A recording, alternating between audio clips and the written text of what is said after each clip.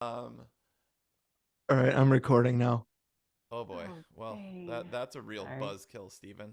Yeah. Got it. How is the 7 the buzzkill? Just Hey, kidding though. can you turn your input up a little bit, Anthony? You're like super quiet in my ears, but does that I can't, dude. or your output, I mean. Is that what I mean?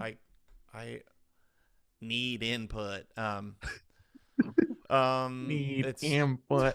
totally normal, dude. Like Okay. Zoom settings, maybe? We can try that. Let's try this.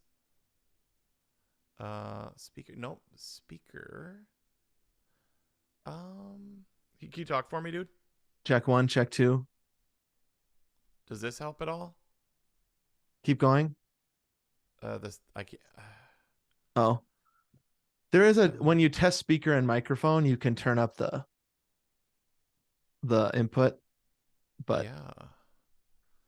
I don't think Um. that would affect the recording. It would just help me hear you better.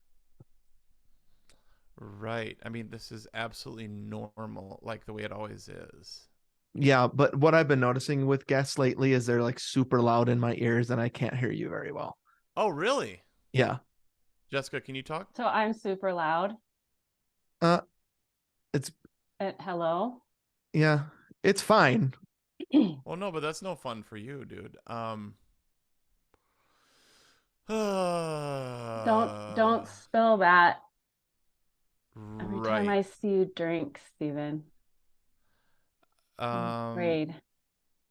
Okay, so I can't change anything without like. Hold on. So when you go to the little triangle next to the mute button and go to test speaker and microphone, Yep. it'll start playing you a little song. Then push yes and it goes to oh, but it's not Blah gonna blah blah blah oh, blah. you can't actually turn that up. Dang it. Okay, never mind. Yeah, but so when I talk, you're gonna be like, "Owie." Oh wait, no. When Jessica talks, you're gonna be like, When I "Owie." talk, that's I how it won't say. always I is. I probably I won't say much on this episode, anyways, dude. Yes, you will. I I'm gonna ask you questions. Oh, you are. Just- I don't know. We're gonna talk about basements and mildew. What? Yeah. I bet you that happens a lot in In Louisiana, the South. right? Ew. See, as soon as you turn on the Zoom recording, dude, we can't talk about it anymore. That's true. Let We can't I talk don't. about our own families during this Oh episode. man. Plus, nobody watches this anyways. All Awesome. Um, right. Well, let's just get started. We should just start. that was ill negative. I'm sorry, dude. Everybody watches this. It rules. Wow, it's a like 7 people. Oh yeah. Wait, The Bates, who watches this? Josh and Kevin Bates. We put it on YouTube for only our 13.1 and above, Okay. and that's like 30 or 40 people. Oh But yeah, for sure. we did put night before Christmas. Mm-hmm. Wait, no. That Night They Saved. Night They Saved Christmas Oh The HD Night gosh. They Saved. with deleted Yeah. scenes, and Oh that has yeah. like tens of thousands of views. Because there's nowhere else to watch it, right? Wait, Is there? isn't it at I'm looking how right much is it now. at? See how many views we've got. Night They I mean, Saved. Jessica, this is my purpose. Like, if I contributed anything to society, it's this. It's the Night They Saved Christmas. Yeah, Shouldn't it be the first thing that's that your comes up when signature it's movie.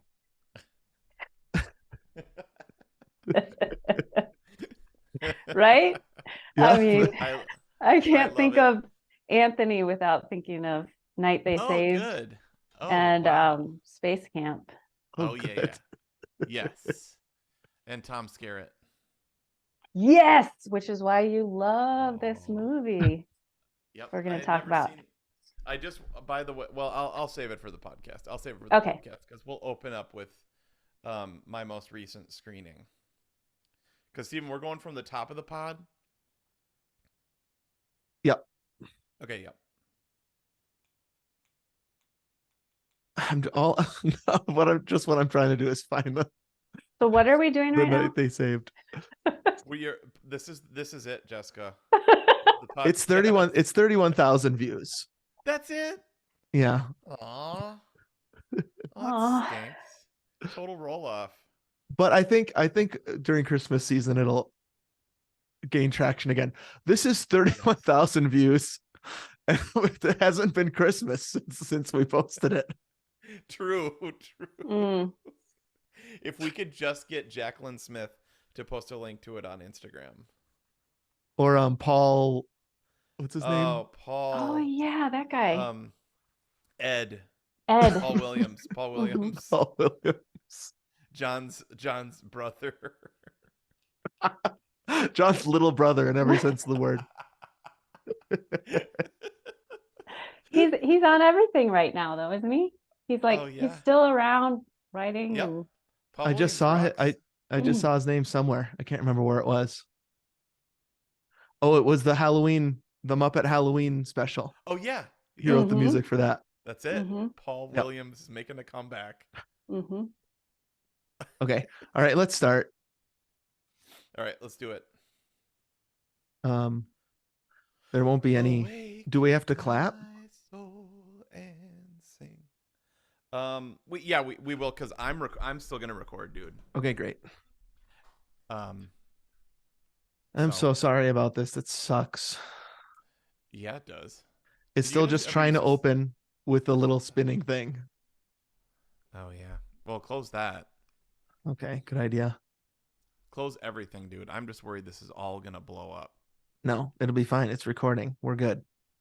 It's recording, but if something happens on your computer, this will stop immediately, right?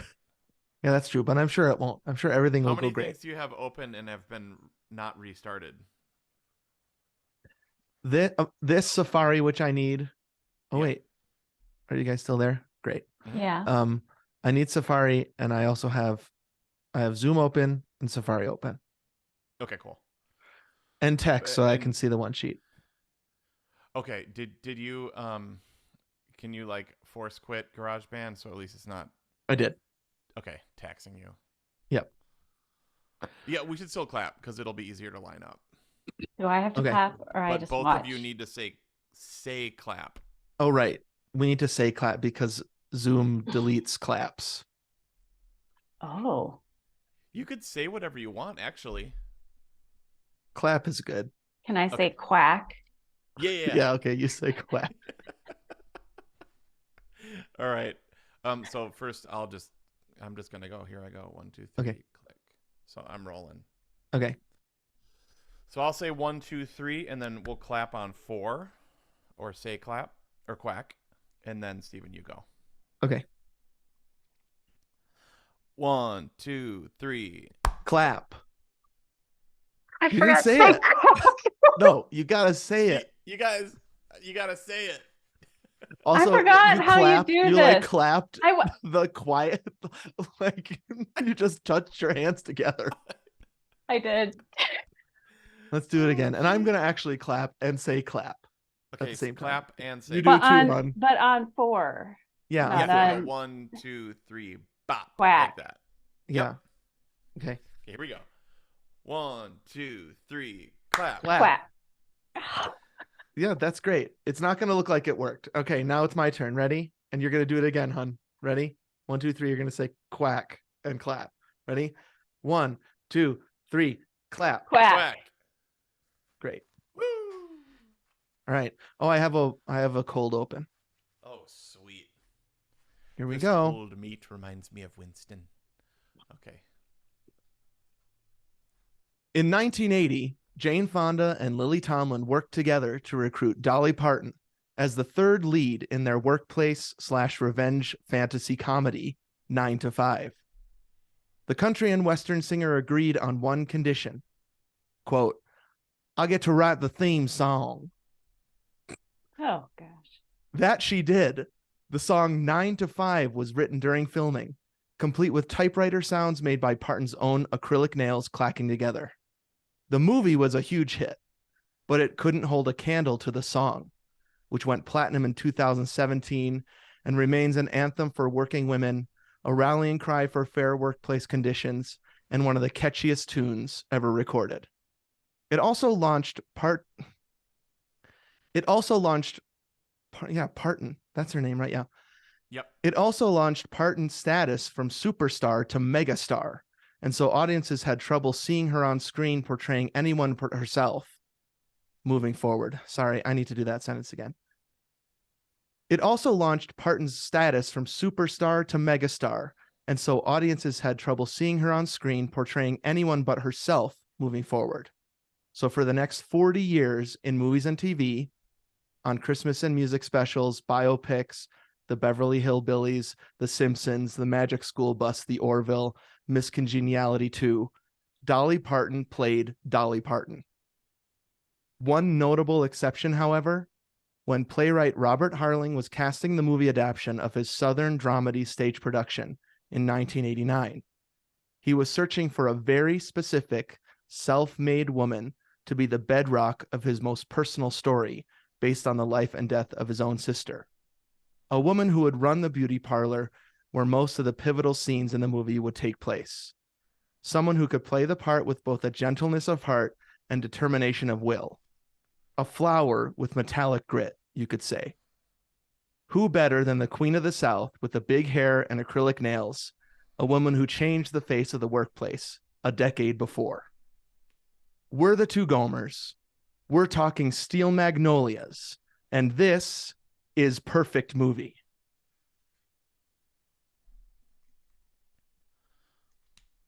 Oh, shoot. Where's my script? Here we go. Welcome, everybody, to Perfect Movie, a podcast where two regular guys try to save the universe, one great film at a time. This is Anthony speaking, one of those two aforementioned Gomers, coming to you from Atlanta, Georgia, joined as always by my friend Steven, all the way out in Flagstaff, Arizona. Steven's choice. Oh boy, dude. A Steven's choice today. Mm-hmm. And we have a guest to join. That's you, right. Steven's choice of guests. Ooh. As well. Now you're guesting, Jessica, because over 2 years ago, probably, Space Camp Result Show. Remember this? Yeah. At the end, I think Anthony asked you if there was a movie you would want to watch right now. What would it be? And you listed two. One of them was this movie, 1989's Steel Magnolias. Mm-hmm. You remember what the other one was? I re-listened and heard what the other one was. Super 8? Yes, she did it. Wow. I don't even remember saying this, but that's crazy. Yeah, Super 8. Was it fall? Was it same time of the year? I don't think so. That was nuts because we used to record a Perfect Movie episode every week back then. Wow. Nation, we love you, but that was not sustainable. No, that was a lot of work. Not sustainable, dude. I mean, I had 2 or 3 weeks to prepare for this, dude. So that cold open took me 45 minutes. This is coming off the heels of the OG Pertner Hunt for Red October and a Jack Ryan verse a thon for both of us, right? Right.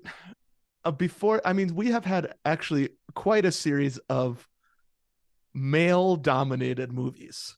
Right. Mm-hmm. So Hunt for Red October has one lady in it, Beverly Crusher, for like 30 seconds. Yep. On the and phone. His daughter. That's right. There's also his daughter. Before that, Shawshank Redemption. Also, I think there's like his wife who gets murdered is in that for like a minute. Yep. And there's probably somebody working at the grocery store that's a lady. Oh, yeah. Maybe a cashier or something. Right. Yeah. Other than that, Sausage Fest.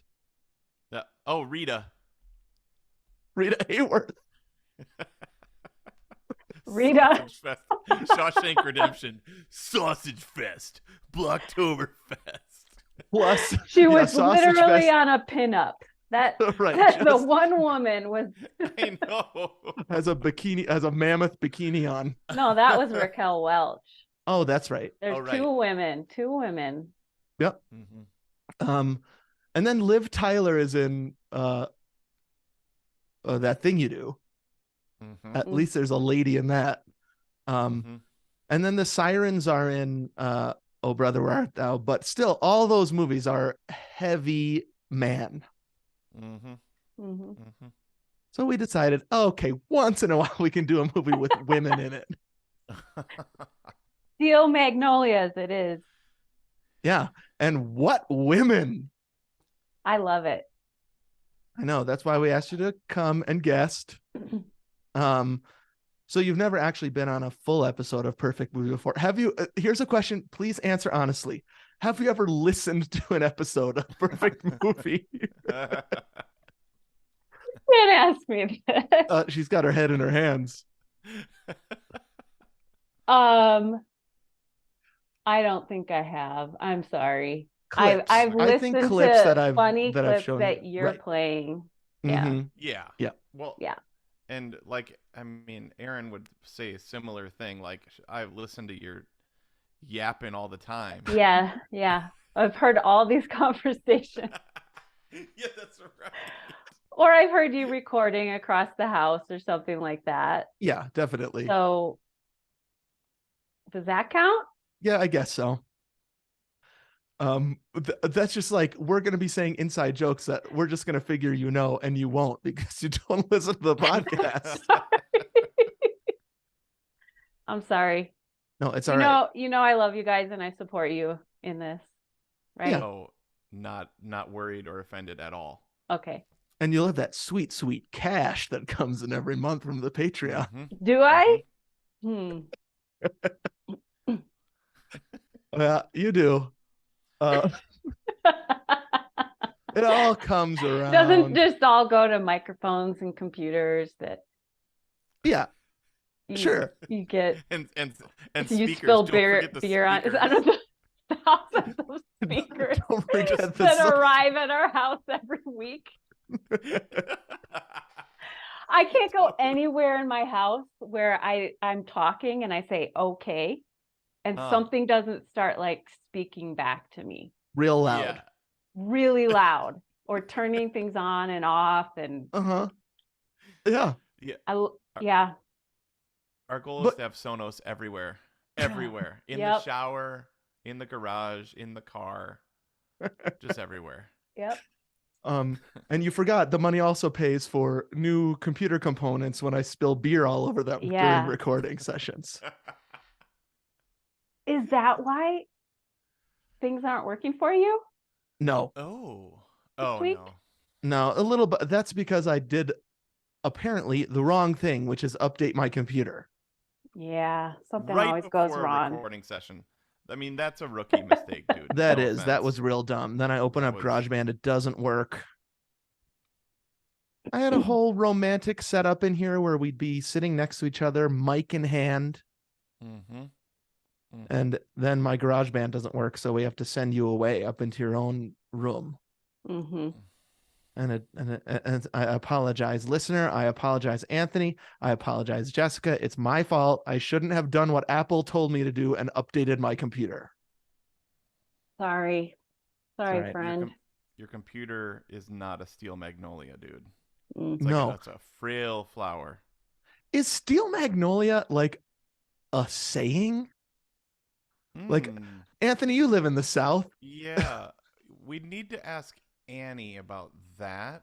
Sure. Magnolia trees, they're pretty they're pretty popular around here. Okay. Sayings are pretty Did they say y'all in this movie? I didn't really notice them saying y'all. Oh, they say y'all a lot. Yeah, you're right. Y'all is popular. But being a steel magnolia, no. I've never heard that except for the movie. Steely Dan. Yeah, Steely Dan. Are those things related? Steely Dan that plays on my Sonos all the time in the South. I looked it up. And there is a definition. Steel magnolia, chiefly in the southern US, it says, a woman who exemplifies both traditional femininity and an uncommon fortitude. Okay. So I guess I'm wondering what came first, the chicken or the egg, right? Yeah. Was that a saying before this movie? Right. Is there a like a time around that etymology of that word? You know, like a history of the word? Right. Or did what's the dude's name? Robert Harling, did he invent that? Yeah, that I don't know. There are magnolias in the pool at the beginning during the wedding. Yep. Yep. And then during the scene at the end of this movie, Yep. Sally Field says something about steel, right? Men are supposed to be made of steel or something. Yep. So both words are in it. They don't actually say the phrase, which is a shame. I love it when people say the movie title in the movie. Yeah. Like at the end, when he opened up, you know, the new hair salon, if it had been called Steel Magnolias. Right. Or something. Yep. Or on the beach when Morgan Freeman and Tim Robbins are hugging, if one of them said, "Now that was one Shawshank Redemption," and then the credits roll. You would like that? Right. Or, you know, at the very end of Rise of Skywalker, somebody says, "Wow, what a Star War." And then the credits roll. Gosh. Yep. Too bad. They never say that. Well, yeah. They don't. Magnolia is also, isn't that a brand now? Is that the Gaines?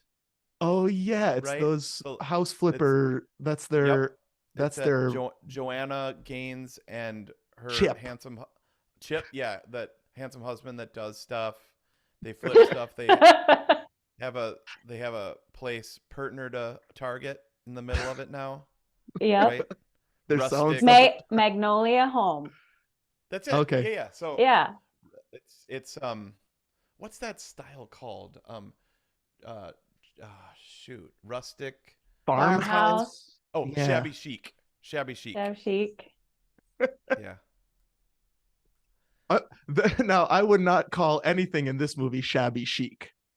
The style and the everything in this movie is just. It's very Southern, very like late 80s, early 90s pink.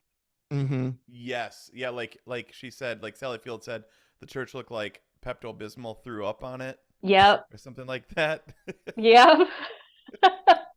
Those bridesmaids dresses. Oh my god. Oh wow. You know, we're not to evidence yet, obviously, but I think there's a perfect amount of wedding in this movie. Oh, okay. I love that. Yeah. It's boom, in and done. You've got the father-daughter thing for just a second. I mean, because if you think about like Father of the Bride, now that is about a wedding. Like that, I can't, like this is around the same time, maybe like a couple years earlier than Father of the Bride. Yeah. But like they show the entire ceremony in that. Yeah, and get real. That's no good. I like this. I like this in a movie when you see and it's also they have a joke in it, which is that Tom Skerritt can't hear because he had set off those firecrackers. Brilliant. And so they say, "Who gives away the bride?" or something. He goes, "Her mother and I do," and he yells it really loud. What a performance by Skerritt in this movie. Well, I love that you come into the movie and you don't know what you're watching, you know, and then you realize they're getting ready for a wedding, but why is this guy like shooting into the trees? And Yep. It's funny. The action in this movie starts right away. Oh yeah, high action is Steel Magnolias with the guns going off. Well, I mean, you've got George Delerney or whatever, the composer. And you've got, you know, this super 80s symphonic score opening up. And then you got the harmonica, right? Oh, right. Yeah. But then you see partner to Julia and Sally Field, and now you've got a little jazzy swing, right? Oh, And it's like wow. the energy is just off. That hi-hat drives the first couple, like there's gunshots and hi-hat, and you're just like, I'm ready for the ride, dude. Yep. Bring me into a hairdresser beauty parlor and let me sit there for half an hour listening to them talk. Yeah. Jessica, I wish that you had done your hair up like that for this session. Well, I asked you today about when you were saying you needed a haircut. Yeah, Well, I you do. were in the bathroom doing your hair. You're saying you need a haircut. I said if you could Too grow it long. out more, it would eventually kind of look like Julia Roberts in the 80s. Yeah, and that is kind of how my hair looks often. Oh, yeah. You think so? I don't know. There are some Yeah. scenes of hairdressing When in I this wake up, movie yeah. that are like a sight to behold. Well, like they're ratting her Yeah. hair, getting Yep. ready. I don't know if you remember that. Ratting Julia Roberts is, yeah. to create more volume, Mhm. right? And then pull it over. So there's a whole scene where Dolly Parton is just like, she's just going like this. Yeah. Oh, yeah. With the brush, and you're like, what is he doing? That's what it was like to live in the 80s and 90s as a woman, as a teenager. Okay, so what's the highest your hair has ever been? Did you ever do that? Yeah. Okay. Yeah. What how many inches I off just the did scalp it. You just Yeah. was it Oh, up? Was yeah. it that high? Oh my gosh, that's like 4 inches, 8 like to 6 inches you were just putting it. middle Okay. school. Yeah. That was Yeah, in middle Oh, probably, school. yeah. you'd rat it Uh-huh. up like that. And Uh-huh. then you'd have Oh, some bangs that curled Mhm. down like that. Oh. Wow. Yeah, that was not I good. Yep. The crispy bang. And I don't then you know, just man. spray it, or you throw your head upside down and spray it, and then Okay. Yep. throw it back up, and it kind of stand in the air, and then you'd spray it Yep. again. Yes. And then you'd Yeah. have a locker with a mirror and like a pick or a comb, and you just rat Wow. your hair. Oh, I saw that Pretty- happening sometimes. Now, I would spray pretty liberally my hair to get some height. Oh, Anthony, Steven you was remember Your this? extreme. hair Oh, yeah. was so high. Yeah, It mine was high. rivaled some of the ladies. Oh, I bet. And I had a mirror in my locker. And after first period, I would run a comb through it to get all the crusties out. Man, do I remember that. It was like BCAD for Steven's hair every day. Like it was like you came into honors band and men's choir, so crisp and like the wet look, crisp and wet, Helmet head. and then you would do the comb, and it was like a transition phase. Why did you do that? What was the thinking? I don't know. What's You the wanted to thinking have on two any of different these things? hairstyles? I had to let it Throughout the day? set or something. Who taught you? Who told you that? Self-taught. Just a lot of self-experimentation. Oh yeah, that's what middle school and high school is for, self-experimentation. Ew. What do I look like? Who am I? Who am I? That doesn't end until 25, but actually keeps going. But Right, yeah, we definitely. look pretty much the same, right? Yeah. Oh, I hope Oh, not. yeah. I mean, Oh, Steven, you're No, growing your not hair as long thin. again. 90s Yeah. styles are coming back. yeah, but there's a whole new world of product out there, I think. That's Yeah, that's that true. was not available to a 13-year-old, 14-year-old Steven. So now I can put that pomade in, or I can't remember what the thing is that I use now, but it works a lot better than that. Ugh. Mhm. stuff. Mhm. Dude, can I make one real quick announcement, dude? Go ahead. So it's so fall here in Atlanta. Yeah. I mean, if only I could turn the computer around, but if I did, everything would unplug and crash. But it is like so fall. It's gorgeous, Uh-huh. and and I got my special drink, dude, and I didn't know if I should put the logo up, but I got a special drink. So oat milk, chai PSL. tea latte. Oh, chai tea latte. Gotcha. When I see those leaves, man, it's got to be chai. Okay. This is his saying. When I see those leaves, it didn't rhyme, but it's a good saying. When I see those leaves, chai. Man, it's got to be chai. What do you have any fall drinks, Jessica? I like chai. I like making my own chai at home. Yum. It smells so good. Makes the whole house smell good. Oh yeah. Yesterday I just had my first pumpkin spice latte of the season. You've been drinking that cold brew pumpkin. What do they got going now? There's pumpkin cream now at Starbucks on the cold brew. Yeah, I tried that. Tried that. I'm not huge into that, but I'll, a couple times. Yep. In the fall, I'll drink that. This feels like a fall movie, which is why I wanted to do it in November. For some reason, I had a memory that there was a Thanksgiving scene, and I was wrong. There's Halloween, right? And and all the other holidays. Right. We'll get to the holiday thing when we get into the trial, because I think that's a big part of why I love this movie. But why don't we do the one sheet? Okay. I'll read the VHS back, and then we'll get into the trial. Okay, got it. I'm trying to see how small I can get in this video. Oh, I don't know why Anthony continues to back up. You know what? What? If you go look at your yearbooks from the 90s. Yeah. I was thinking about this with you backing up and then the hair. Yep. So with the big hair in my yearbooks, they would back up the camera to be able to get the women's full hair in there.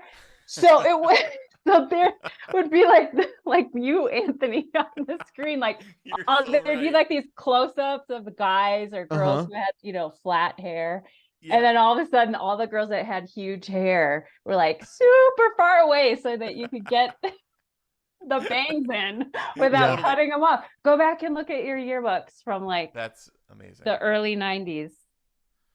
I wonder what Dolly Parton in this movie's picture would look like. She would her face would be like a pinprick. Yeah. And her hair would fill the rest of the frame. When Daryl Hannah is doing her hair at the beginning, it's like, what's that show you like, Anthony, Daryl about Hannah. Building skyscrapers and stuff like that?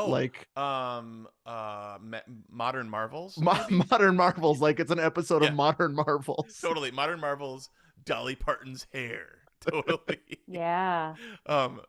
Yeah, I mean, Jessica, would it even be the same for a driver's license, or does that need to be pretty you see the face? I don't know. Funny. I think they just cut people's bangs off maybe to get their face in the shot. Sure. Because we need to see what people look like. You're right though. The heads were tiny in those pictures. I totally forgot about that. Go back. It's so funny to. I'm gonna go look right after. We had to make room for our bangs. Yeah. Wow. I do feel very small, but that is incredible. Okay, here, is this better? Yep. That's great. That's better. I wanted you to think I was really cool. I don't know. Okay, we do. Gomer one sheet. I was just kidding. I know you guys think I'm cool because I think you're cool, man. And wow, you guys are both super cool. Okay, Steel Magnolias. Written by Robert Harling, originally as a stage play. Have you ever seen the stage play? No, but I know that the Theatricals has done that in town, hon. Steel Magnolias, and I wanted to go, but I forgot. Why didn't we go? I know that was a big opportunity missed. So this movie feels like that. Well, I didn't know this. Yeah. I don't know all these background things that you're gonna say. Yeah. But I'm like, you can tell this isn't an ensemble cast. This is like a stage show. You feel that when you're watching it. 2 or 3 sets, right? Most of the action takes place in 2 or 3 places. Yeah. Yep. Definitely. And the dialogue is very, the way it works is it's written for the stage. Yeah. Which I don't mind. I love that. I don't know if I'm supposed to say this stuff, but no, you are. I think it it's comforting Mm-hmm. Love it. when you're watching a movie that you're like, this is set for the stage, Mm-hmm. and it's really well written, and Yeah. I don't know, it's like you're sitting in the audience. Mm-hmm. Oh yeah. Oh, I mean, it's the female version of A Few Good Men. That's basically. true. Yeah. Yep, where you can tell it was a stage play first. Yeah. 100%. Yep. Mm-hmm. Okay, so this is something I didn't know, and I only knew this because I watched the 45-minute Oprah interview with the 6 cast members, Oh, right. What? which is excellent. Gotta watch that. Okay. There's a whole thing about Sally Field and like how she's like still constantly never satisfied with her work as an actress, and she's got a couple Academy Awards and stuff, and it's like she gets really existential for a couple minutes. Wow. Really good. And then the other actresses are sort of like, oh, we don't really feel like that. And then she was like, oh, but I mean, I sort of do, but I don't. Oh no. And then, but then she came back. I don't know. It was really interesting. I think she got super vulnerable, and I loved it. Sweet. Huh. Very good. Okay, sorry. But this is what I didn't know is that this actually was based on kind of a true story. Yeah, it's I think it's the writer's sister, right? Yes. Died from diabetes or something, like Yep. like Julia Roberts did. Yeah. It's almost like diabetes was a really big kind of like movie trope in the 80s, right? I guess so. Because the dangers of sugar or too little sugar or too much sugar. I can't remember. Yeah, no, I mean, but like type 1. Yeah. So like it was in Babysitter's Club. Oh. Or one of the one of the babysitter movies. A movie with a babysitter in it from Back to the Future. Adventures in Babysitting? Was there That's her friend has type 1 diabetes or something? Yeah, they need What? like this has come up in a bunch of movies in the 80s about blood sugar and about it being like a real danger. Like if you get below a certain level, right? I think so. Hey, you guys, I have to go to the bathroom. Keep talking. This is great to have a guest. You guys can keep going. I really have to pee. Oh, great. Keep talking. I'll be right back. Okay. Will you still be able to hear us? Yes, I can still hear you. His coffee kicked in. Yeah. Which is one of my favorite lines. We'll have to come back and see if Steven likes that. Yeah, but diabetes was really, really dangerous. Like I feel like there just wasn't the medical intervention maybe that there is now, or the medical care. Yes. Because it is dangerous, clearly, but now we have a way to treat it. So like I have a friend whose son has type 1, and he wears this like really cool like insulin pack, and he can monitor it with his phone. And it's like takes little shots. It's like it's they have to be really careful with it, but yeah, so okay, let me keep going down the one sheet. Steel Magnolias, the funniest movie ever to make you cry, is the tagline. Pretty good tagline. That's perfect. I definitely did both of those things. Movie was released on November 22nd, 1989, coming in at an hour and 57 minutes. Now, Jessica, Steven prefers short movies. What about you? I think so too. I think with this, the lately movies are just like, oh yeah, another 2.5-hour movie, another 3-hour movie. It's not a novelty anymore. And you're going to get some like boring sections. What about Dune, hon? You like the length of Dune?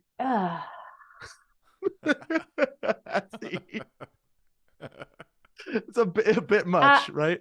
Yeah, I mean, I remember like liking how it looked, but yeah, I don't know what happened. So I do like a short, well-written movie, and when you go back to the 80s, this time period, you just kind of get more of that. Right. You're guaranteed to be in and out in 2 hours or less in an 80s movie. I mean, unless it's a big time drama, right? Well, what were we watching the other day, hon, where I was like, I can't believe how short that movie was? I don't know. Oh, I know. The first X-Men.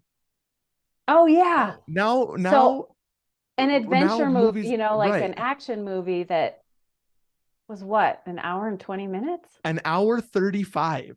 ugh. X-Men, which has like It's 8 actually characters, good. really It's good. a good An movie. hour 35. I was like, why does 2003. yeah. And then Man. all of a sudden things changed. And the next movie you're like, oh, Well, and now a right? superhero movie can't be under 2.5. It drives me crazy. Mm-hmm. Oh yeah. Come See, on. to me, that's like getting 4 chicken McNuggets in a 6-pack. You're like, bring it back. Be like, there's not enough. Anthony likes his movies over 2 hours at least. Really? Yeah.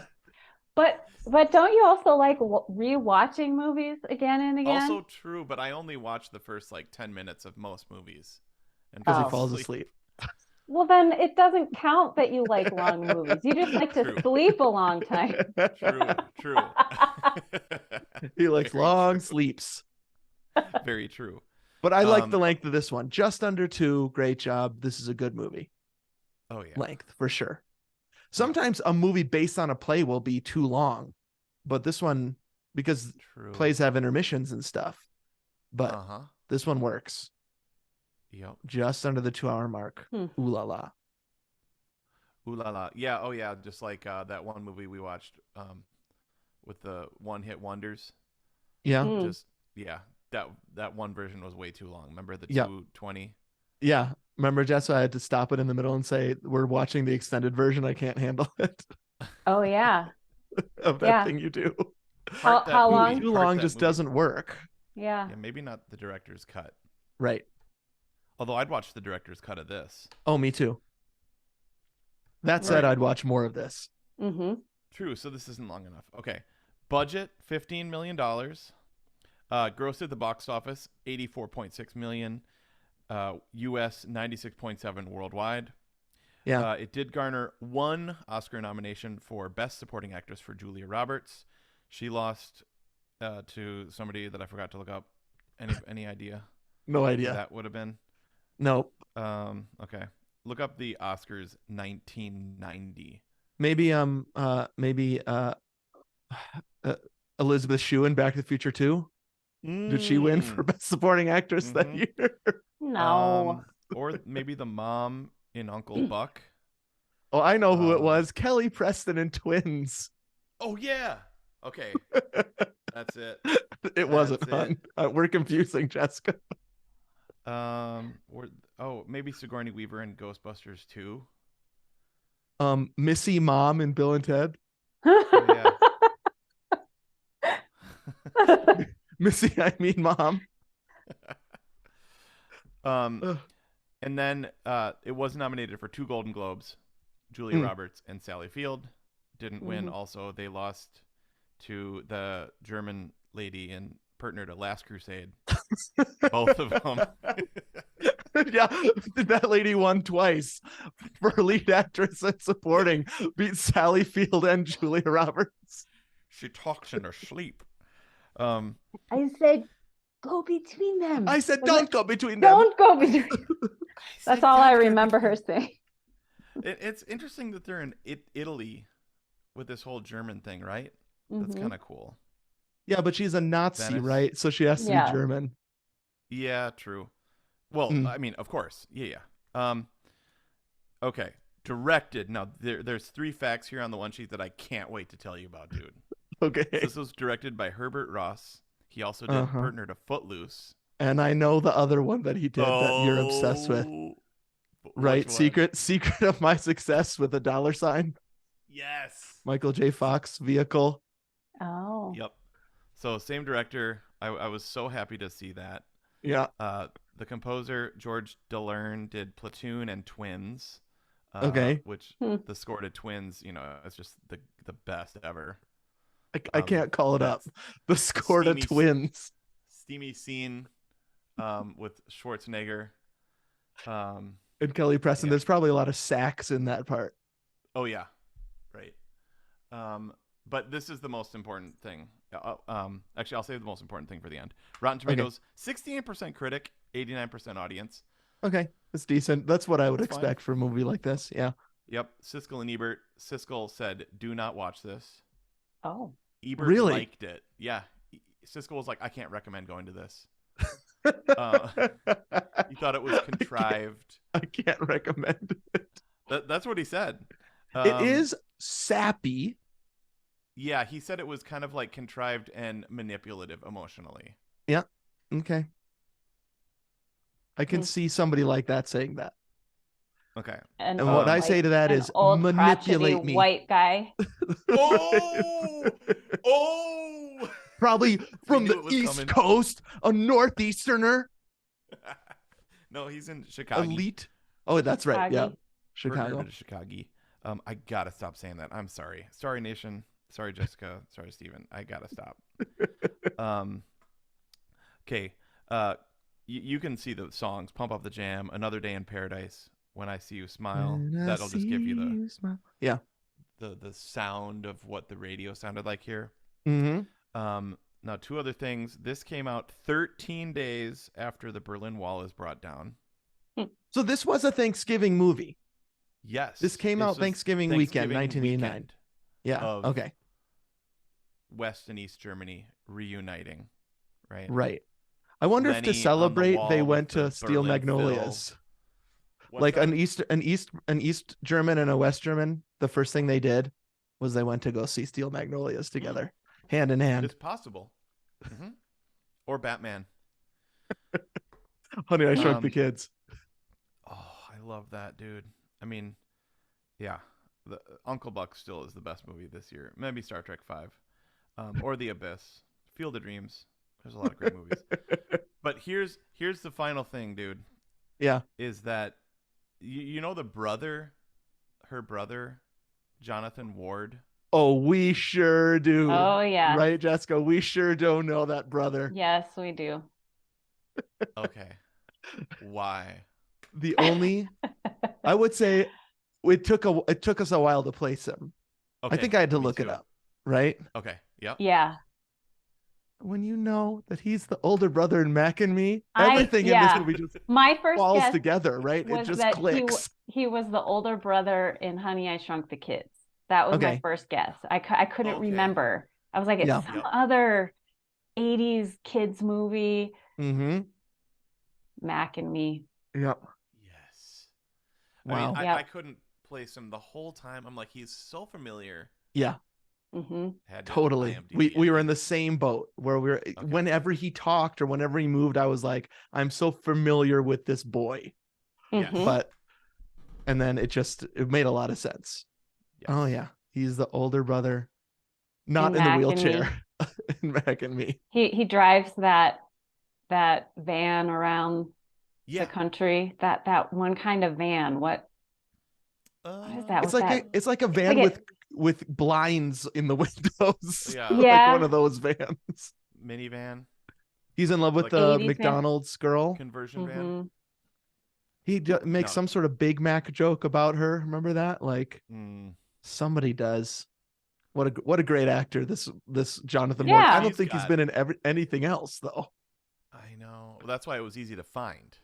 That's true. Like super easy to find because it was like, oh, Mac and Me. Yeah. By the way, McDonald's, his girlfriend in Mac and Me, incredible hair. Incredible 80s hair, right? Oh, yes. Yeah. She could have been on Steel Magnolias. Mm-hmm. Totally agreed. The other person that I thought I could picture, but I couldn't, is Owen, the guy that Shirley MacLaine gets set up with. Oh, yeah. That little old dude with kind of the squishy face. Yeah. I was thinking he was in Night They Saved, maybe. Well, you're confusing like an elf? Dr. Fernando. He kind of looks like Dr. Fernando. Yeah. In Night They Saved Christmas. I was like, if he was Dr. Fernando, I was gonna if we've got Secret of My Success, Mac and Me, and Twins all adjacent to this with Night They Saved, my head would have blown off. Yeah. Perfect movie for sure. Yeah. Wow. Let me read the back of the VHS as a synopsis, and then we can get into the trial. I love a VHS box with just like 7 people on the cover just looking at the camera. You know what I mean? Like, and so you've got all the stars on the cover. It's so great. I guess it's 6 people. And here's what the description is. 6 divas of the silver screen. And here's the order that they put them in. Okay. Sally Field, Dolly Parton, second, Shirley MacLaine, Daryl Hannah, Olympia Dukakis, and Julia Roberts last. Wow. This was her first thing, right? Like maybe her second thing. I think she's on the way up here. Of any of these women, though, I think she's the least known. Because when is Splash? Is Daryl Hannah, right? Is Splash? Yeah. So, okay. So this was, they talked about this in that Oprah thing. Okay. Julia is totally the newcomer. Okay, interesting. This is pre-Pretty Woman, which was like her big break. She's been in maybe a couple other smaller things. Daryl Hannah, however, is like a sex symbol. Oh, right? okay. So she's in Wall Street. She was in Splash. Right. And then she was in other things with some apparently very gratuitous sex scenes that they were discussing on the Oprah show. Oh, no, I much prefer as a religious nerd in this. Yeah. Well, but so like that's one of those context things that we don't get, because you and I were at Last Crusade and Arachnophobia and Turner and Hooch. And yeah, I mean we were looking at the drool of that guy of Hooch, and watching Twins the Nuked lasagna by Danny DeVito. Oh. You were good young men. We were such good young boys. We didn't know who Daryl Hannah was. That's good. Certainly not. I did watch Splash, and I had to close my eyes at certain parts. I've never seen Splash. Oh, really? Huh? Is it good? This guy who loves a fish out of water story, you gotta watch. And he hasn't seen Splash. Yeah. Is Tom Hanks in that? Yeah, Tom Hanks is in it. He's good. And is that Ron Howard production? Probably. I think it is Ron Howard directed. Okay. Is Paul Williams in it? You mean Ed from The Night They Saved Christmas? I don't remember him in it. Dang it. He did the music. Okay. Anyways, let me keep reading. All those women that I just read come together as bosom buddies, which is I don't know. Is that do you think that's a pun? That they're trying to sneak in there? That's bosom buddies. Give me a break. That's when a male copywriter tries, like, Steel Magnolias is a beautiful way to refer to a strong woman. A bosom buddy. Yeah, but let me make sure in the description to write bosom. Bosom buddies in this hilarious and heartwarming story of life, love, and loss in a small Louisiana parish. Oh. What's that? Interesting. Is that like a town? Yeah. A little town or something. Okay. But they're all part of the same parish, the same church community. Well, that's true also, yeah. Okay. At the center of the group is Shelby Eatonton, that's Julia Roberts, newly married and joyfully pregnant, despite the fact that her diabetes could make childbirth life-threatening. Sorry, that's so rude of me. Do people know, like when you say it that way, do they know? Well, we did a firm episode, though. Just listen back to the firm episode, and you get a lot of diabetes. Inside joke. Yep. Okay. Terrified and angry at the possibility of losing her only daughter, Malin, spelled M''Lynn, Eatonton, that's Sally Field, looks to her 4 closest friends for strength and laughter as she battles her deepest fears of death in order to join Shelby in celebrating the miracle of new life. There are two pictures of Tom Skerritt on the back of this box. And then a quote from Peter Travers from Rolling Stone says, "The ladies are live wires. Just stand back and watch them set off sparks." Like you said, an hour 57, rated PG, Good News Nation. It is in color, vibrant color. TriStar Productions, that unicorn coming out of the left side of the. Yeah, as soon as you hear You know, the TriStar logo.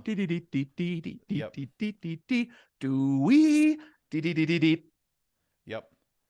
It's like you just know you're in for a good time. You know, either Steel Magnolias or Rudy or Short Circuit are about to Yeah. start. One of those. Oh Yeah. Or Hot to Trot. Don't forget Hot to Trot. Don't sleep Do you on know what that Hot to Trot is, hon? No, I don't. I can't actually. I think it's a horse movie, right? Yeah, it's got my favorite Bobcat Goldthwait. Oh gosh. Okay. Yeah. No, it's horrible, and I don't know why I watched that at my aunt's house all the time. That and sibling rivalry. Who was watching me? Did you ever watch One Crazy Summer? I remember watching One Crazy Summer as a kid, which is totally inappropriate for a child. Oh, no, for me that one was Meatballs. Oh. Yeah, Bill Murray. Yeah. Being a real perv. All right, let's go into the trial. Put Steel Magnolias on trial. See if it's a perfect movie. What's the timestamp right now? 48. Okay, so we can do this in 45. Oh yeah, I have to whiz. So okay, there he goes. Jessica, do you have to go to the bathroom? Sure. Oh, okay. Great. I mean, I can, as long as meet back in 2 minutes. Break. Okay. Yeah. Okay.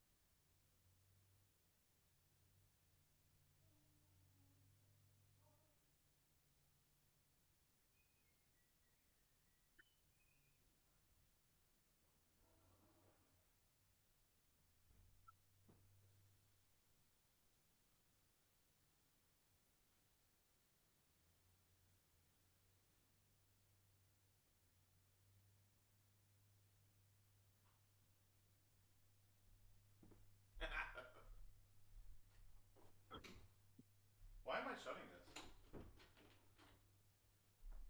Can you still hear me? Yep. Yeah. Oh, good. I love how you guys were both there but not talking to each other. Yeah. That's how we do life. Same room. No, but that's we sit on Zoom. We sit on Zoom together a lot sometimes, and yes. Oh, for our job, and sometimes we're just like lots of Zoom sitting. Yeah. Yep. Oh, man. Anyway. Should we clap again, Tone? Yeah, let's clap again. Okay. We're going to do this again. 1, 2, 3, and then everybody say clap or quack on 4. And then you, Steven. 1, 2, 3. Clap. Quack.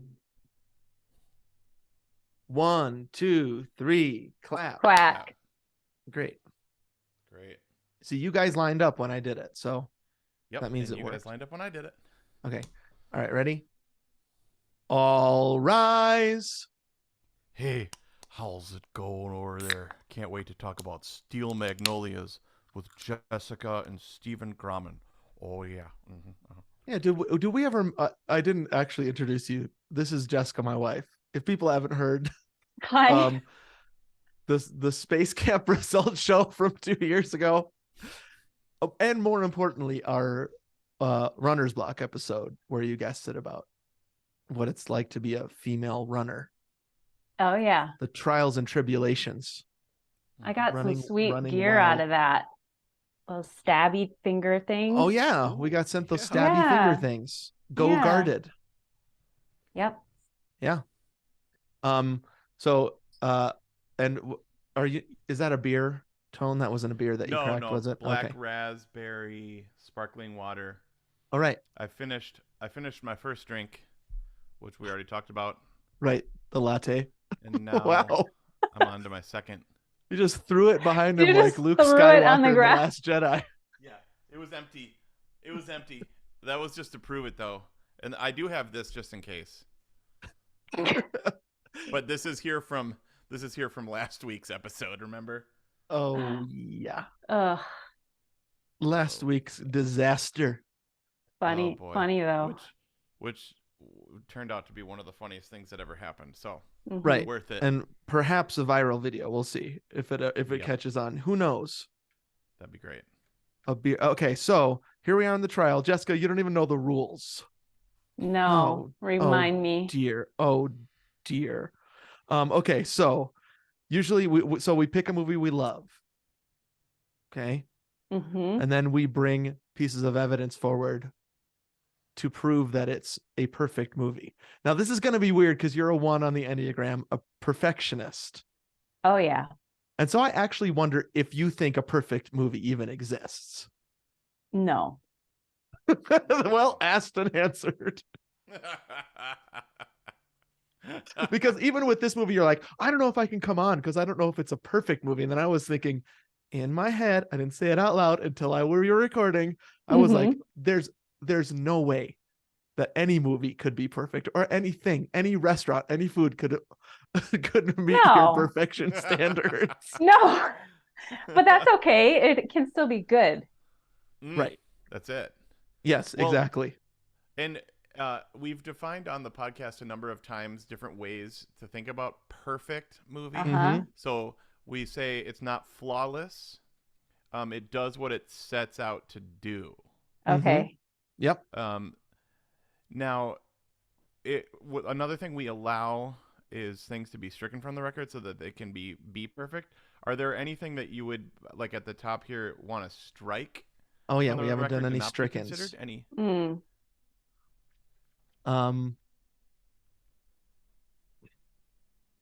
Mm-mm. Oh, really? You have no strickens? I mean, the score is not great, I would say. Okay.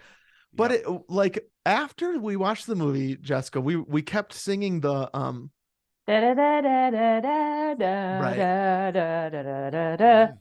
Forrest Yep. Gump. So it has kind of a Forrest Gump feel. I was trying to think about, is that because Sally Field's in it? And it's the South. Right. But there was something about walking through the town and the camera angle. Mm-hmm. Yep. I don't know. Yeah. Was bad or good? Good. Just I don't that was know. good. Reminded you of Memory, Forrest it Gump, Feather? reminded Is that me what of you're saying? Forrest Okay. Gump Yeah. and that Yeah. theme. Yep. Yep. You're right. The harmonica Was the melody harmonica actually melody? pretty similar. Okay. I don't remember. It is interesting that we came out of the movie singing a different score. Yep. Huh. Well, It now must I'm have been singing that. similar enough that Yeah. Yeah, I guess so. Plus, this is 4 years before Forrest Gump. Yep. In the South, in Louisiana. That's all? It's Wow. not Yeah, bad. isn't that isn't nuts? That weird? It feels very different, very like a decade apart to me. Oh, I mean, if you think about, like, this movie came out 3 Huh. years before Jurassic Park. Huh. Yeah. Just the way movies changed in that kind of like 80s to 90s Mm. shift. And this is right on the cusp, Mm-hmm. which I think we were talking about that too, Jessica, about the style, because you were like, it seems 90s to me, but it's 80s. It's 89 though, so That's true. it's 80, 90. Yep. I was gonna, if I had one stricken, Mm-hmm. because now we've got the leaf blower guys here, dude. What the heck? Okay, Always. I may need to go let Indy in if she starts barking like crazy. Okay, If that's I fine. had one stricken, as I was looking down this list, Uh-huh. when Harry Met Sally came out this same year, Okay. like within a month of each other, and Yeah. I feel like that is a heck of a lot less dated than this is. Yeah. Do you feel I like was surprised to find out it was 89. I remember I was guessing yesterday in the car and I put it at 86. Oh, okay. Yeah. It seems like 80, it seems like mid 80s more than late 80s to me. Mm-hmm. Yeah. Like it's not dated. It's less timeless, I guess, is what I was thinking when I was driving Sure. around in the car earlier. I was Mhm. like, I mean, I just think like a movie like Harry Met Sally, just seeing that they were in the theaters at the exact same time doesn't. I mean, it's definitely dated, but it's like partially New York City. City The versus like South Louisiana Yeah. Parish or maybe whatever. that's That's Yep. different. So I don't know if it's a stricken. It's just something that it does feel. It just feels older than that. I love Yeah. the '80s clearly, Mm-hmm. Mhm. but that'd be the only thing. Yeah. Are there other examples of what you mean by stricken? Yeah, Well, if like in something like doesn't make sense. Like I yeah, remember in Space Camp, Anthony struck basically the plot of the movie. like you, right. like you Like can't we have to. get too caught up on the fact that these kids got launched into space. Okay. Okay. Or So the you're not bad. allowed to. So we don't want what we don't want is people coming back to us and saying, that made no sense." And so we Right.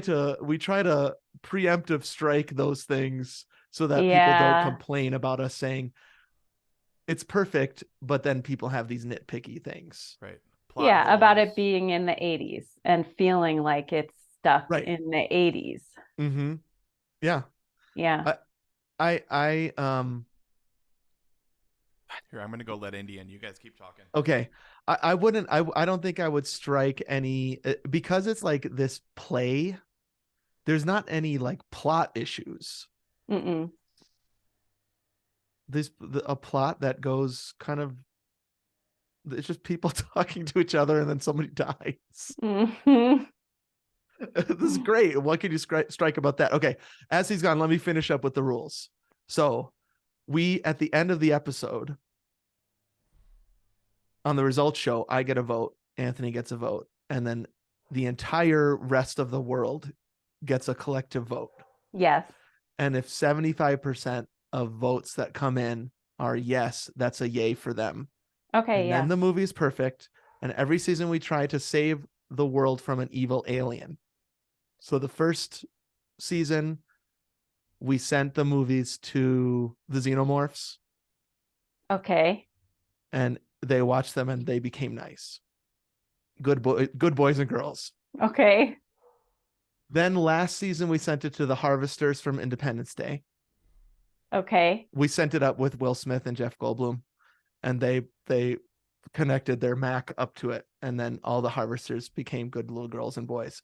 This Okay. year, we're sending it to Jabba the Hutt Oh. right during A New Hope when he comes out as a CGI guy. Oh, Remember? yeah. Yep. because we hate that part.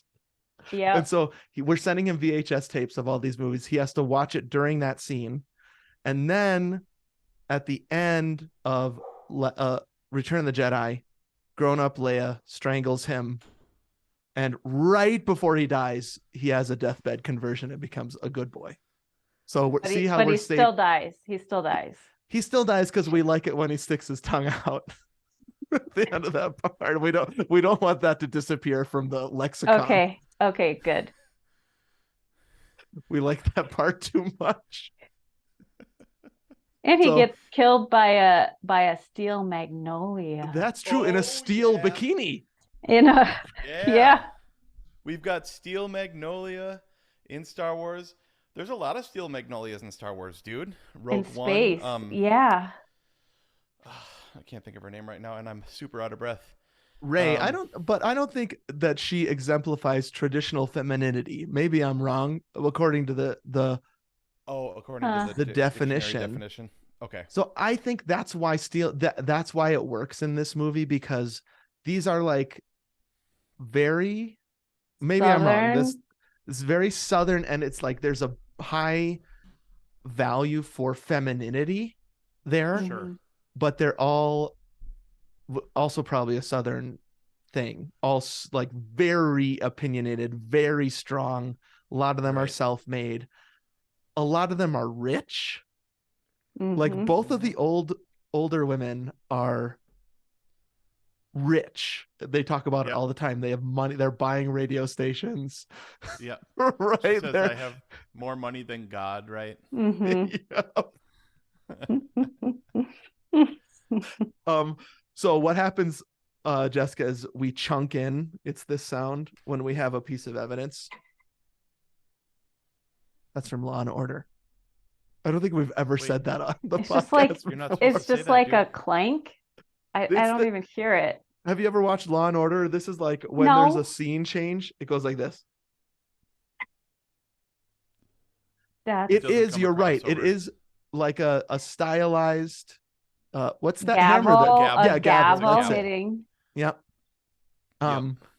So when we Clink. feel clank clank, when we feel like we have a piece of evidence to put forward, that's when the sound is. Anthony, I don't know if you have any pieces of evidence because this movie's so new to you. Yeah, I have a couple. Okay. Okay, so I'm gonna chunk in right now All right. because I thought of a way to talk through this movie well, and it is one of my pieces of evidence of why this movie is perfect. Okay. And I don't, so correct me if I'm wrong, but I don't think I've seen this in any other movie, and I think it's genius, which is to move the plot forward, using different holidays. Mm-hmm. So each important thing that happens in this movie happens during a different holiday, and I think that is so good. Mm-hmm. And obviously right up my alley, because I love me some holidays. Yeah, you do.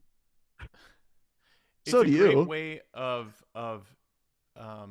showing how much time has elapsed, Right. without Exactly. saying the little bar on the bottom, like, Yep. 6 months have elapsed, or Mhm. So let's think about it. So the movie starts on Easter, right? Mm-hmm. So it's an Easter, and it's double because it's an Easter wedding, Yep. which I love. Mm-hmm. And so you see like the Easter egg decorations, those like flats, hanging up on their wall. And then there's the whole scene with like 400 Easter eggs in Dolly Parton's trunk or whatever. Oh my gosh. They just keep stacking them in there. Yep. You just know something bad is going to happen. Yeah, They're just definitely. like stacked, like thousands of eggs. Yep. That's call that Chekhov's eggs. Yep. They go off. Something's going to happen real soon. So I don't know if the connotation is supposed to be that Shelby, Julia Roberts, is getting married on Easter Sunday. Right. I don't think that. But where are they taking all those eggs then? To the wedding? I don't know. No, later to. I can't remember. An egg hunt? Maybe strike that. I don't know. Just kidding. Too many eggs. Strike it. Too many eggs. I thought, because they do the Easter egg hunt on Easter, right? With all the dresses and stuff. So maybe it's like, are they pre-setting those out? So maybe it's like a Saturday. Yeah. And then the next morning is going to be Easter. Or something like that makes sense. Yeah. Oh yeah, no, it is. It's Saturday. Yeah, it's because it starts on their wedding day. Right. And so they spend the whole day doing that, and they're probably going to hide the eggs, and the next morning is Easter.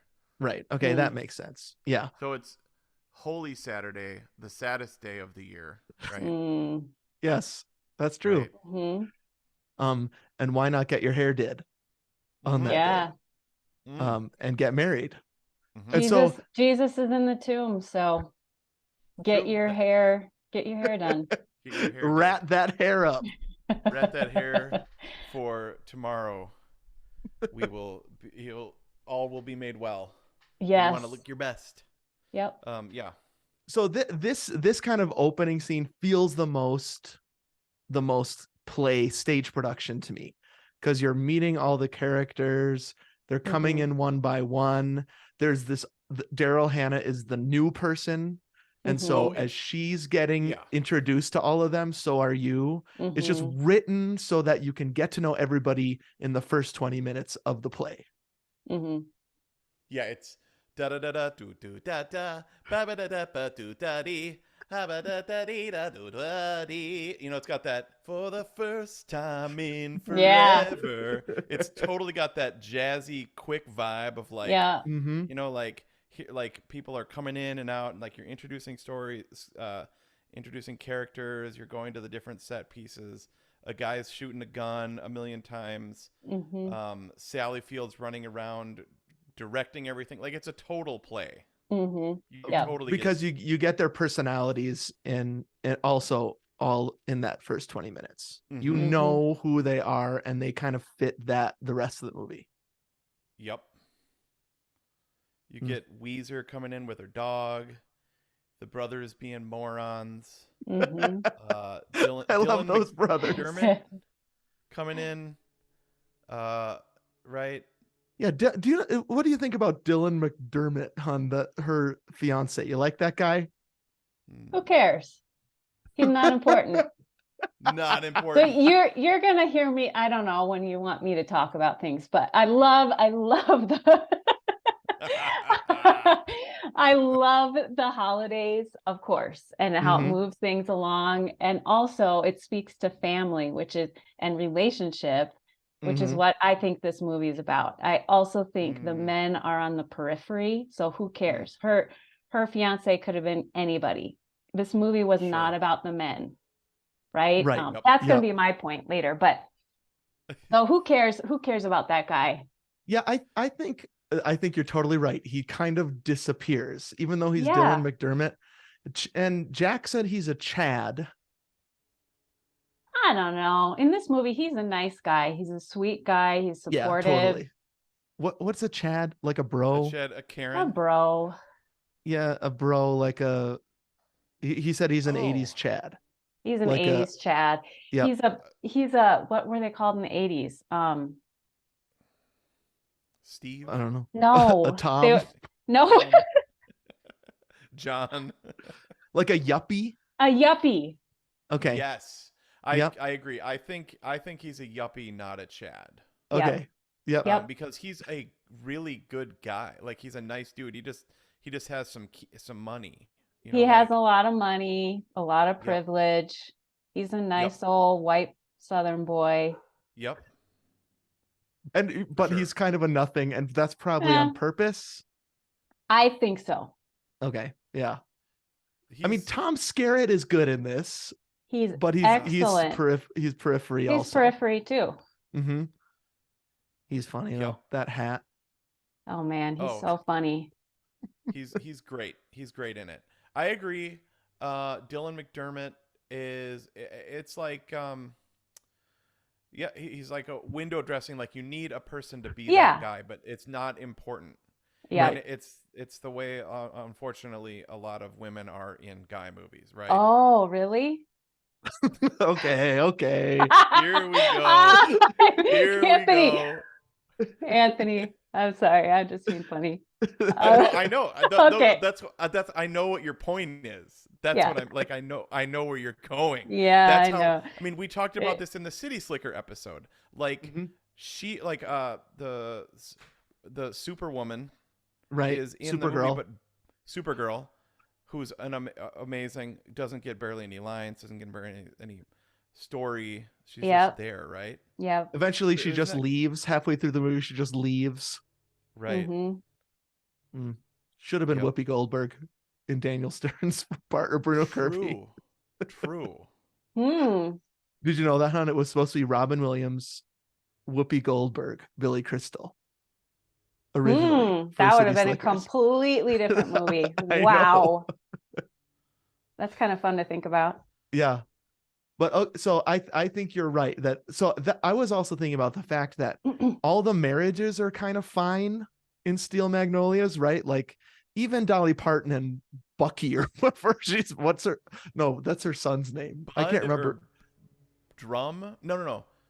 No, Drum is Tom Skerritt. Drum is Tom Skerritt. Oh no, he's Spud. Spud. What? Oh, Spud. Oh, They Spud. even have inanimate object names.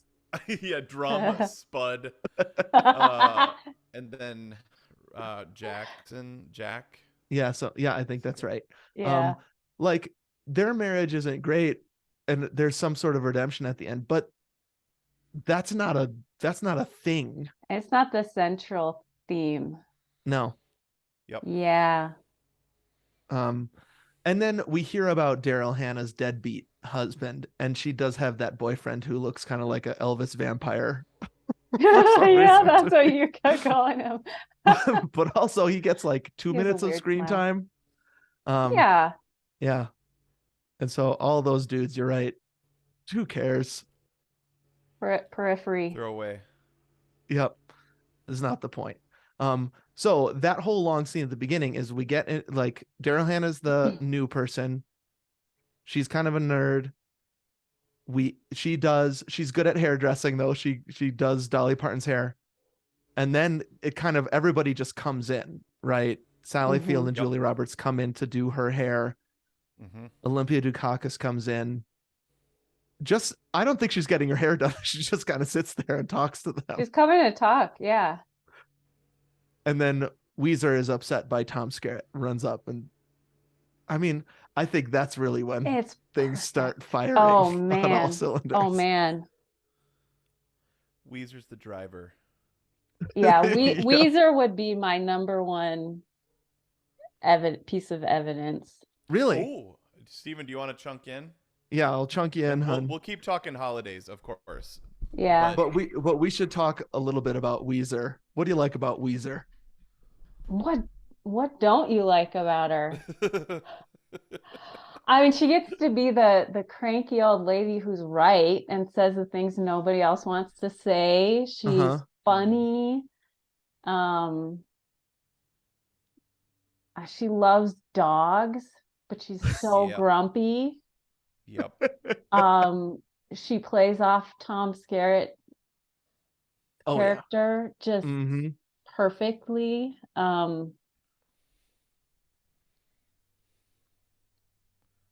She when you said she says what everybody is thinking, I do remember in that first Easter wedding prep, everyone's kind of dancing around who Daryl Hannah is and her backstory. And then Weezer comes in and just goes, "Where's your husband? Who are you? Where? Who are you? What's your family name? What? Yes. I know everybody in this town. I've never seen you before."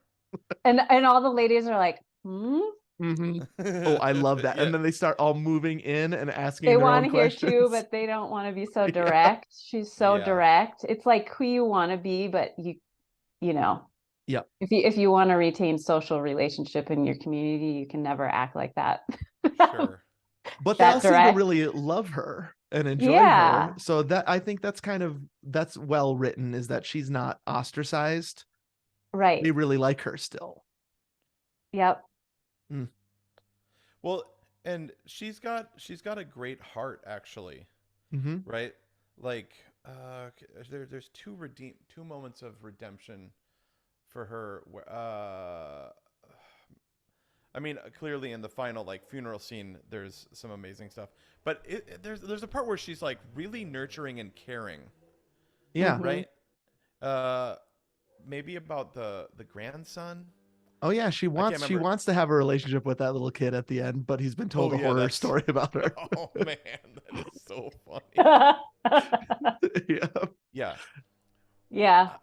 I thought there was. I wrote that down because I've had a couple people that I've known that were like this, that were just mean and kind of crotchety and said that kind of stuff, but you knew they meant well or something like that. I don't know.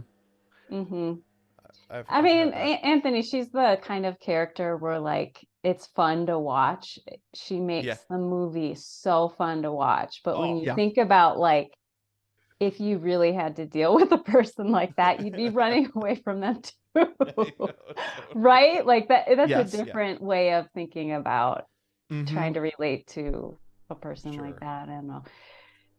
I think she Like, brings everybody those tomatoes. Like she's a Southern woman who grows a garden and she has all this produce and she shows up and gives everybody a bag of tomatoes, but she's going to drink a Coke and eat a Yeah. Twinkie, right? Like, she's got that open box of Twinkies, perfect food, in the store. in her Yeah. cart, in her grocery cart. She's just And eating she's just Twinkies eating them. out She of hasn't it. even bought them yet, right? She's just I love eating that. them.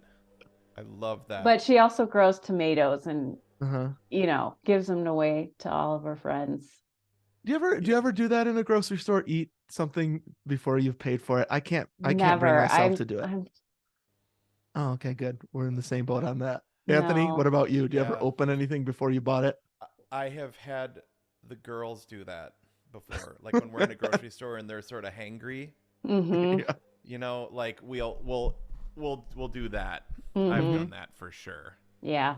Yeah. But like I don't snack at like salad bars. Actually, Mhm. salad bars, yes, like sweet tomatoes. Oh man. Sure. Like when that used to be open. But like if you're like gonna buy a salad and Yep. they have to weigh it, Mm-hmm. you know. Cheating. Mhm. Well, yeah, cheating. Yep, see, look at us. We're Good boys. I didn't pay for it yet, so I'm not gonna eat it. We Soda. can't lie. We can't steal. That's good. Dang it. Can I just tell you an interesting fact about Shirley MacLaine Weezer? Mhm. She's Warren Beatty's sister. Oh. That's you know that? crazy. Yeah. No.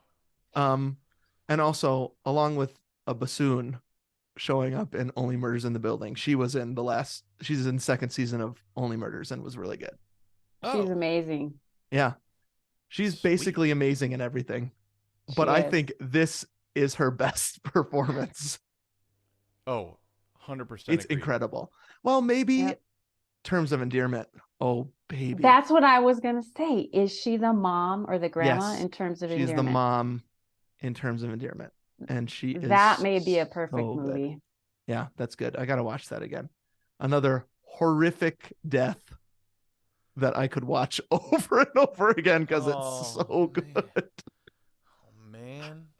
So, and speaking of that, Julia Roberts here in this opening scene also has that seizure. Is it a seizure? I guess so. Yeah. Mhm. Okay, let me bring this in. So Aaron and I'm sure Aaron had watched it at some point in her life. This Mhm. is not part of her canon. Yeah. And like I said, I hadn't seen it before this summer, and then Mhm. there it is on Netflix, and I know you always liked it. So you've got the hi-hat driving the thing, then they're all at the beauty salon, they're laughing it up, they're yucking it up, they're gossiping it up, and then all of a sudden the movie turns on a dime, Mhm. and she starts getting sweaty. So when I was first watching it, I thought she was having a panic attack because of the impending fear of getting married. Like they're talking about Right. their altercation from the night before, how she said she could never marry him, Mhm. and are you getting cold feet, darling? All that kind of stuff. And then the way the sound works is really cool because like you can hear people, but it's starting to be echoey and it's starting to be distant. And then they start zooming in on her. And then Julia Roberts just gives this unbelievable performance. Mhm. Like so good. And so that's when the movie like turned for me, as I was like, oh, this isn't just a comedy.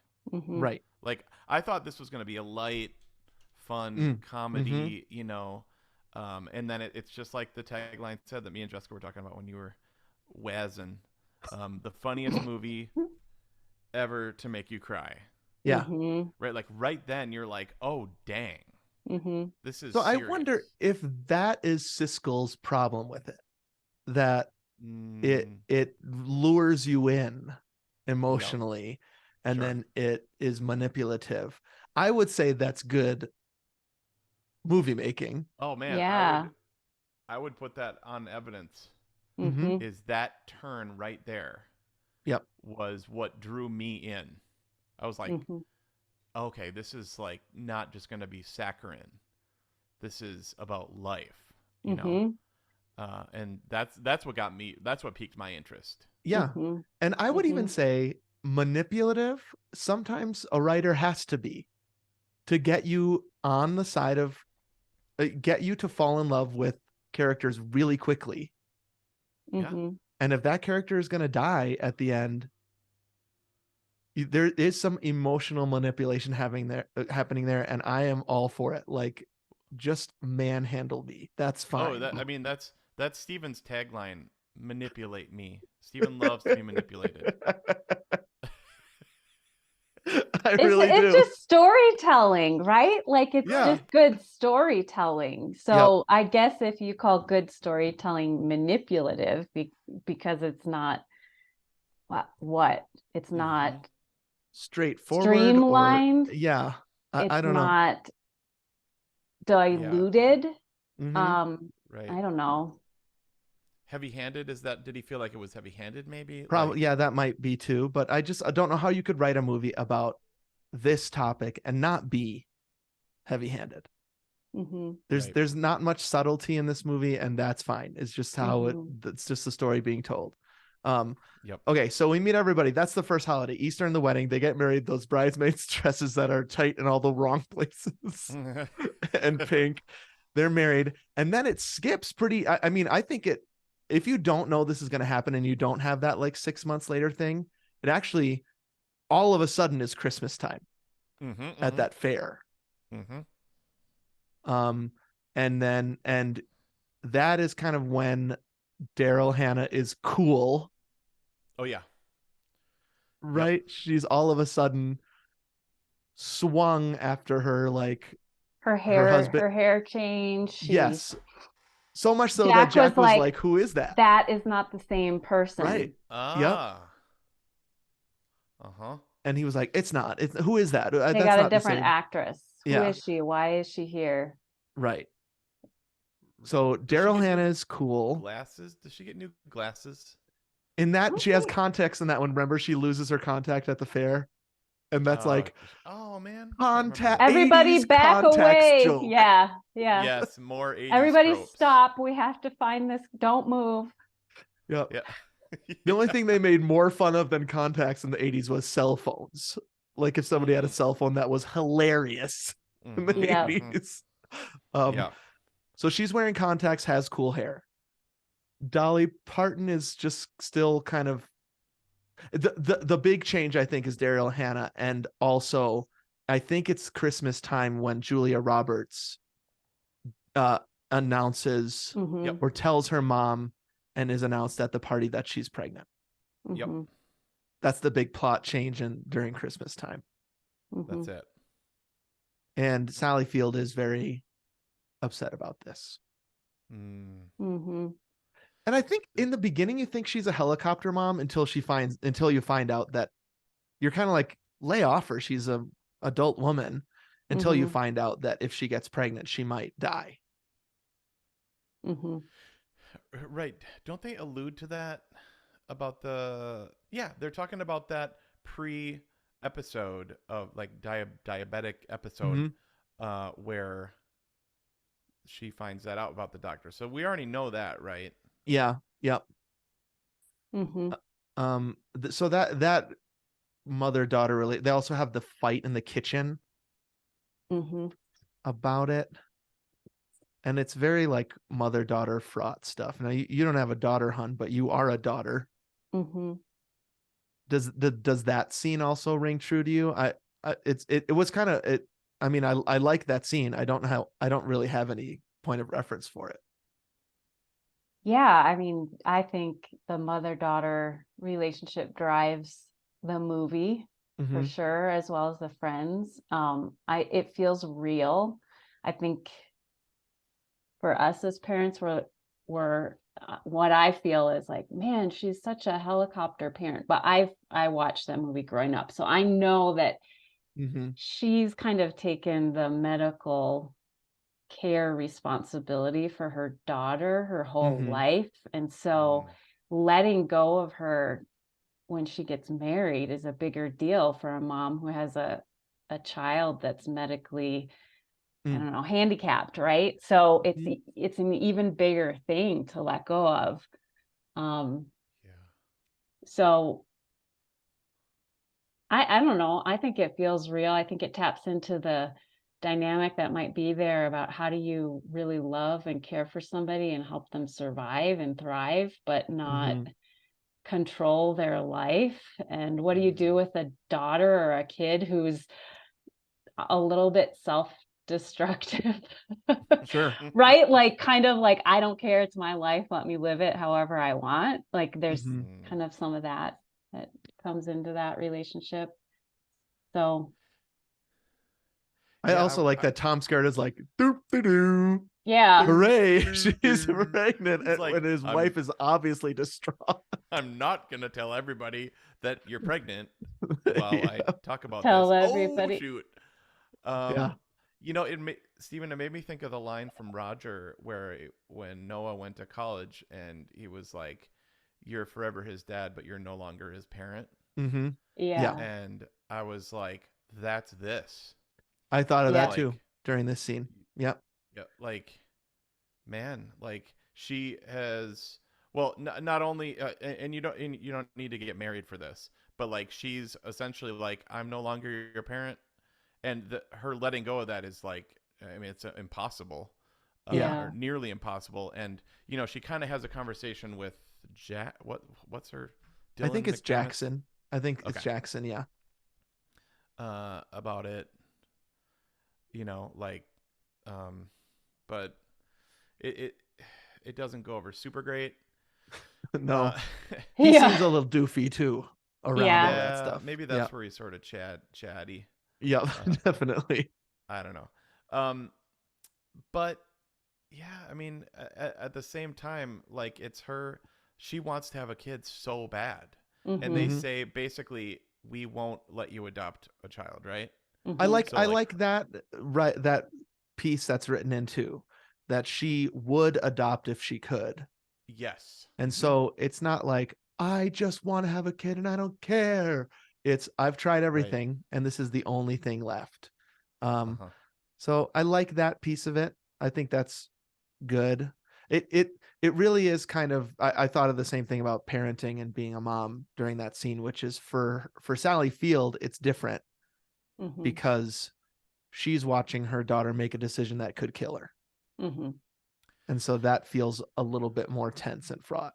But how many times do we as parents watch our children make decisions that could have consequences that are, you know, beyond just like, you know, them making a good salary or a great salary, right? Like making decisions that could lead them to a place of pain or destruction, and balancing that care and sharing your wisdom and influence, and then like, okay, but it's your life. Like, I've got to let go of my control. It's so complex. I feel like it's not manipulative. It's complex. The issues they're trying to bring up. And that's why I love it. I think a cast of women, a story like this brings up complex issues that don't really have a clear answer. Right. And kind of case in point, she does have the baby. She ends up having a kid. Yeah. So that's kind of a cool thing too, is that in a lesser movie, the death would be her having the baby. Right. She would have died during childbirth or while pregnant or something like that. Yeah. So, I mean, like Sally Field sees it as you're throwing your life away. You know, you're making this decision that's going to kill you. But Julia Roberts sees it as I'm giving my life for what I've always wanted, which is a kid. So I totally agree that a lesser movie would have ended there, and she would have died. But there's a beauty, the beauty from ashes sort of thing, where like Jackson 2 or Jackson Jr. Whatever is born and then is cared for by the village, and then so it's she gives her life for something beautiful, basically. I feel like. And that actually is the next holiday. I would count that kid's first birthday party as also a holiday jump. Yep. Because also on that day is when Julie Roberts gets the Tinkerbell cut. Oh man, here we go. We've Is got that what it was for? Hook is right around the corner. That Yep. Steven Spielberg saw Steel Magnolias and he's like, "Yep, that's Tinkerbell." Yep. I found my Tinkerbell. And those performances could not be more different in quality, in my opinion. Yeah. 100%. So we find out she's getting that haircut and she says it's just going to be easier to deal with after blank, and then you find out in the beauty parlor again, which I love, that Sally Field is giving her kidney to Julia Roberts. Yeah, which is another point of connection between those two, that I think is probably also pretty complex and loaded. Oh, for sure. Here, can I wanna chunk in here real quick. Oh, dang it. Okay, so the thing that I think this movie is about most of all is like community, like your crew, your friendships, right? And I wanted to play this little clip from that Oprah interview. Is that okay? Yeah. Okay, here we go. In the most tragic with himself isn't really about the loss of a loved one. It's Sally Field. It's about how people need each other. How it's about friendship. And it's about that in the happy parts of their lives and the sad parts of their lives, and in the most tragic condition. I can't think of a worse thing than an adult facing the loss of a child. People, the friends, find some way to rally and reach each other. It's about people need each other. We all in this world, we're all rushing around, we're all so competitive, and we're worried in politics and the ozone layer, and we're all dead tomorrow. Ozone Total layer. 90s. We all need each other. Total 90s. Children that are born if they're not. Okay, so Sally Field is talking about basically like the point of this movie from her perspective is we need people, we need each other. And I feel like this movie kind of demonstrates that better than anything I can think of right now, at least, which is a regular group of people that come together around, so they do it at the beauty parlor. They also do it other places, but that's where, as a play, that's probably where most of the scenes take place. Yeah. But they share their highs and lows, and they go through life stages and things like that together. And I think it's just such a beautiful picture of like even what like a community group or a beautiful family that's actually functioning on all cylinders, coming together, because like it's almost like it's the event is not real until they all know it. So it's like Sally Field and Julia Roberts, they have this like big secret, right? Like we're going into surgery tomorrow. But they had to come together and then share it with them, and then they could kind of gather around them and kind of like sit with them in that feeling. The same thing happens when I think it really comes to a head when back to when they find out she's pregnant and she's super sad, everybody else is super happy. And then they gather around Sally Field and they're like, yay, you're going to be a grandma. And then they're like, oh, wait, you're not happy, And so it's, again, these 5 ladies come together around each other and lift each other up, and like the hands on top of each other. Oh, yeah. I love that. Like it's just like such a way of saying like we're in this together. Yeah, like we're doing life together. We're in life together. We're here for each other through thick and thin. And so I just think it paints a really beautiful picture of what great friendship could be like. Yep. Yeah, that's perfect, Anthony. I agree. I think that's what the movie's about. And I think the scene you talked about in the hair salon, and the where you first realize oh, this daughter is sick, right? And they all Mm. rally around each other and everything Yep. changes and you're drawn in emotionally. And then Mhm. Yeah. I think for me, the next one is the Christmas living room scene where they're all Yep. like she's just had this argument, then Mhm. they've announced her pregnancy, and then all the women are like, oh shoot, this thing you have dreaded forever is Mhm. now happening. We're Yep. there for you.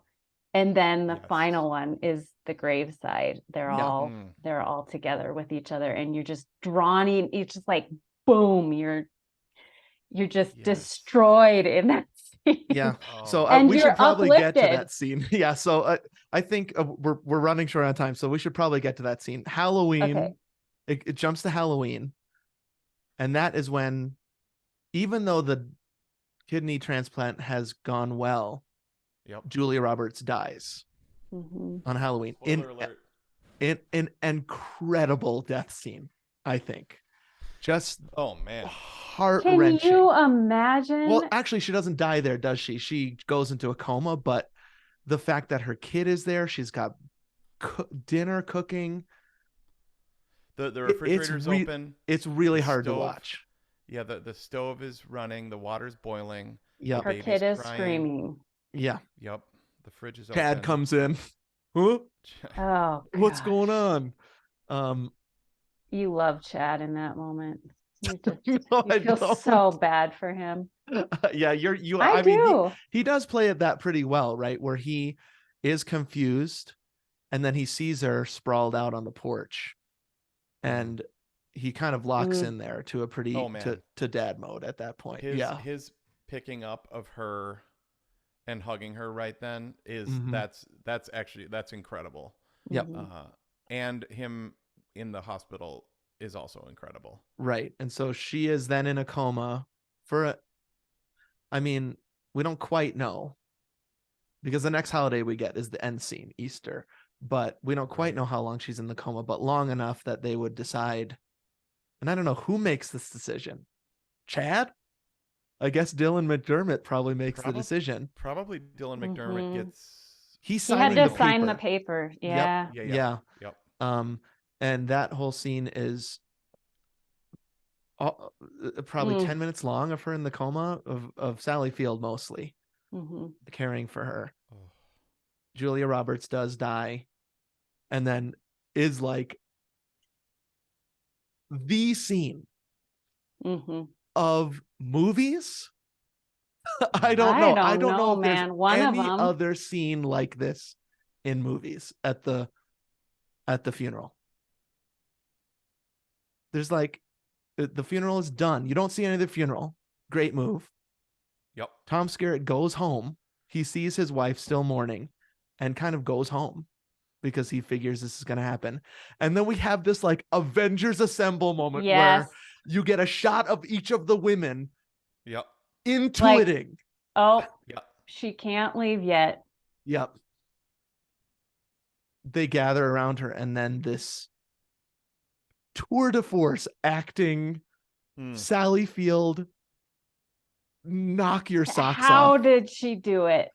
I don't know. At that point, it's not even the writing. It's full on Sally Field. Of course, the dialogue, the monologue, it's a monologue is important there, but it's, I mean, I think Jack was crying. Did you look over, Jessica? I think he was I don't crying. know. I was crying. I couldn't look Me too. anywhere else. It's kind of hard not to in that moment. Oh yeah. I mean, so I watched it this morning again in preparation for this. Me and Aaron watched it, like I said, a couple months ago. Completely like just came from left field. I didn't know this was going to hit me so hard. And then this morning I was like, okay, I'll watch it one more time. And the waterworks, man. I'm by myself. I'm like, like I wouldn't say ugly crying, but pretty close. Because to me, dude, I don't know. Sometimes, like, especially when Lily cries, my Lily, she kind of cries and looks like Julia Roberts to me. Interesting. Like, so when Julia Roberts' heart is broken a couple times in this movie, she looks like Lily to me, like so much. Same color hair, her lips, her big eyes, just remind me of Julia Roberts, and I know that's a dad looking, at his sweet girl. So like I so feel Sally Field in this, and I know Aaron does way even more. Mm-hmm. But I'm like, I can't even imagine what that would be like to have that happen, and then her turning on a dime from like grief to anger is an acting performance that I can't think of many others that were better. I don't know. I can't compare it to anything else. We just watched the Harry Potter series, and there's that one scene where Hermione is describing to Ron how that girl feels, and she gives all the emotions, and Ron says, "You can't possibly feel all those things at once."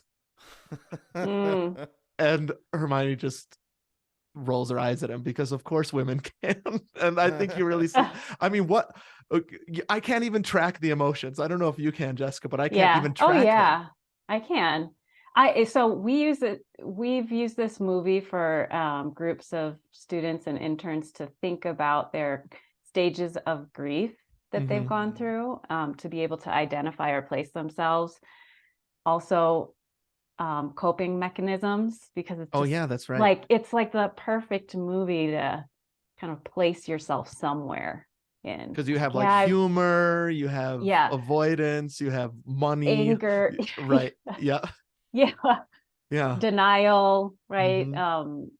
Depression, anger. So I think the anger is another expression of the grief, right? It's just that she's moving through all 5 stages at once for you to kind of see. And you're hearing people, I think especially Daryl Hannah's character, right? Like express out loud their coping mechanisms for how they're dealing with the grief. Right. And She's then in a you're better watching place, all that stuff. Sally Field react to that. Like, how dare you tell me I should be rejoicing, right? Like you hear the Christianese kind of, the place where other people go to deal with their grief come out. And I don't know, it's pretty spectacular performance, but I think you can, I don't know, I'm like, oh man, I've identified there and there and there. Oh, now she's turning from, sorrow to anger, because she wants her daughter back, right? And she's lived her whole life fighting for her daughter. She gave a piece of her body to her. And that anger needs to come out, and it comes out perfectly, right? And this performance gives space for all those feelings and emotions. You're like, man, that anger needs to come out of me too. It's so relatable. I love watching Dolly Parton cry in that scene. She just cried because she is just crying and crying, as it seems like to me, Dolly Parton crying, reacting to Sally Field's acting, just like in awe of what's happening in front of her. I would be too. I can't imagine that any of the crew was not crying during that part. So that's great. I mean, that is above anything I've seen before. And then something happens that I think is unique to anything I've ever seen besides the movie that you and I watched the night before, Jessica, E.T. Where there is such a release, and it's not, in my opinion, manipulative, of humor in the midst of that. So the E.T. scene for me is when E.T. is dead and you're crying at that little glass coffin. And then he comes alive and he goes, E.T., E.T., E.T. And he's trying to zip him back up into the bag. And it's so incredibly funny. And it's therapeutic, right? And then I think this movie does it even better, where Sally Field is screaming about hitting. I want to hit somebody. Yeah. So they can feel what I feel. And then Olympia Dukakis says, hit this. Hit Weezer. Hit Weezer. And then you don't, as the viewer, even know what is going on in yourself at that moment. Because you're crying and your face is all destroyed, and yet you're like uncontrollably laughing along with these women. Yep. I don't know how Siskel couldn't have loved this part. It's I so don't know. hard not to love I don't this know. moment. I just don't get it. It's crazy. That's perfect. It's perfect. Absolutely perfect. And like I don't know if that was in the writing, the performance, the editing. It's like all of the things hitting on all cylinders, because like you could write that on paper, you know what I mean? Yeah, but sure. To get it to work, it like, shouldn't work, and it does. Yeah. Oh man, that's the thing. Like one thing it sort of made me think of is when Bill Murray comes out in Tootsie, and like you remember that, like when like. What is his line in Tootsie? Remember? He's like, he says, "Does Jeff know?" At the, oh no, that he is Jeff. He says, "Now that's a soap opera," or something like that. That whole like, this is one messed up crew or something, like, you know, that line that like that is like the perfect kind of like release, because it's like, yeah, that it kind of reminded me of that. You're not crying, but you're shocked. Yeah, like that it all came to a head. Yeah. And then Bill Murray hits the comedy beat. Yep. You know what I mean? But man, it's just so good, dude. Yep. Again, wasn't expecting it. I was like, it's like it's a crescendo. So she's grieving like all the stages, like you said, Jessica, and then the anger. You're like, wow, I've never seen this in a movie. And you're like, okay. Then the 1, 2, 3 punch of hit Weezer. Freaking genius. And Weezer's real pissed about it. She runs away. Yeah, she's all mad. And leaves those other 4 laughing at Julia Roberts' gravesite. Wow. Yeah. I don't know how they did it, but it's so good. So I think that, my feeling is maybe Siskel doesn't like the tag at the end where it comes all the way back to Easter. He might think that that's a little much. That does feel like a little bit. I wonder if they needed that. I do like that it ends on the same holiday. Yep. It's a 2-year movie. It's fun. People are having fun. Daryl Hannah is now pregnant, and then she goes off in Spud's truck. Yep. Followed by in a costume. Oh yeah. Well, it's her husband is in the Easter costume, right? Spud is driving the truck that all the ladies pile into. And he jumps on the motorcycle. Right. Yep. That's right. Yeah. And then you get that like pretty abrupt I guess Easter we're Bunny done. riding on a motorcycle, credits rolling. Here we go. Life goes on. Yep. Which is what Sally Field says. Yeah. Oh yeah. It's interesting because Spud, Sam Shepard is like a huge actor. Right?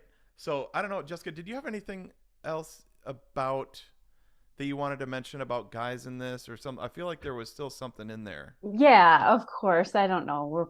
I feel like we're way over time, but I just, by the end of this, I am not only like in the movie, in the story, but there's something about watching this as a woman, watching women do something spectacular together as a piece of art. Like they get to be the center of this story.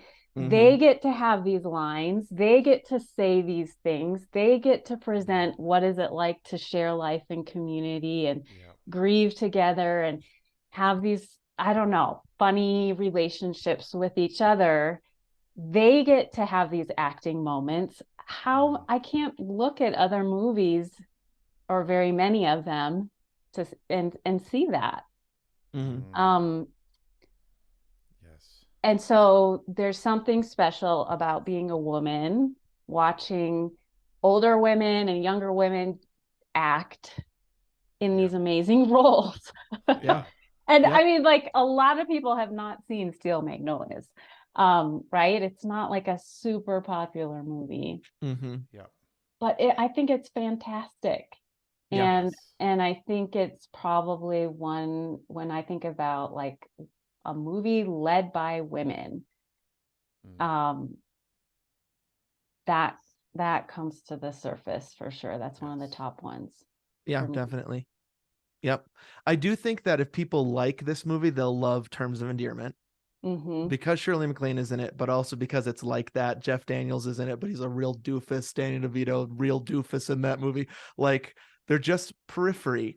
I think something like Partner to a League of Their Own, Tom Hanks is still central. Yeah. Yep. To that kind of movie. gets. Yeah. Yep. Yep. I wish he was more like John Lovitz in that movie, which is like shows up, has some fun stuff. Yeah. But the movie sometimes that movie gets a little bit Tom Hanks centric to me. Where there's just nothing like that happens in Steel Magnolias. They have so much raw female talent in that movie. There's no time for Tom Skerritt. Yeah. They get to be the comedians, the main comedians, right? Like they get to carry the drama. They get to be the leaders. They're the one making the decisions around their home. And and it's so, I don't know, it's so fun to be able to watch that. Yeah. That's awesome. I love it. All right. Well, nation, it's up to you. Do you think Steel Magnolias is a perfect movie? The best place to let us know that is follow us on Instagram at 2Gomers. We put a poll up there and you can vote. And then in a couple of weeks on the Patreon, we'll come back and do the result show. Thank you to Webmaster Adam, Jason for our graphics, Davis for our music, Annie for social media, and the fair Jessica, my lovely bride, who I have always thought looks a bit like Julia Roberts myself. It's the hair. You don't have her like absolutely massive mouth. You know how like Julia Roberts' mouth like goes from ear to ear. Widest possible like thick, wide lips. Actually, totally. Julia Roberts kind of looks like you if you had my lips, hun. Yeah, let's do one of those face mash if they mated. Wait, but you did. We did mate. We didn't have a girl. That was our problem. Oh, if you two would have had a girl, oh would have man, been Julia Roberts. Yeah. Instead, we had Kevin McAllister, Noah.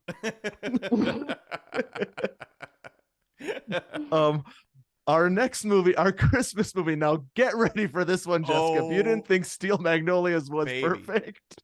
Oh, baby. Oh, what is it? Next month, in the month of December, Tim Allen. Elves with Attitude. Yeah. No Mrs. Santa Claus, unfortunately. Another kind of guy-heavy movie. More Judge Reinhold. Yes. The Santa Claus. The Santa Claus. The Santa Claus. That cannot be dropped. That would ruin the movie. Yeah. That ruin the pun. The Santa Claus, and I always thought Santa Claus 2 should have been called The Mrs. Claus. I don't know why it's not just called that. Yep. And also to celebrate the upcoming television show, The Santa Clauses, which looks pretty dumb. Dang it. Don't shake your head, Jessica. We shall be watching every episode together as a family. I know.